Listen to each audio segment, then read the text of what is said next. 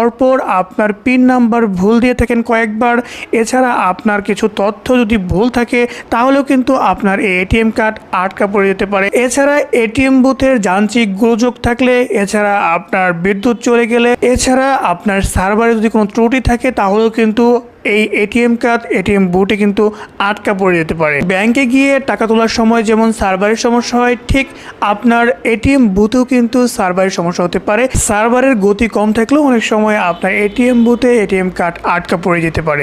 এখন কথা হচ্ছে, আপনার কার্ডটা আটকা পড়ে গেলে আপনি কিভাবে এটাকে উদ্ধার করবেন। দ্রুত যতটা সম্ভব আপনি অ্যাকাউন্ট বন্ধ করার চেষ্টা করুন।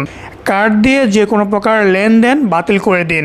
প্রথমে আপনার যেই বুথের মধ্যে আপনার কার্ডটা আটকা পড়েছে এবং যেই অ্যাকাউন্টটা আপনি করেছেন যে ব্যাংকের আন্ডারে, সেই ব্যাংকের সাথে আপনাকে কথা বলতে হবে। দর্শক, প্রত্যেকটা এটিএম বুথের মধ্যে কিন্তু জরুরি সেবা বা গ্রাহক সেবার জন্য কিন্তু কিছু নাম্বার দেওয়া থাকে, সেই নাম্বারে কল দিবেন।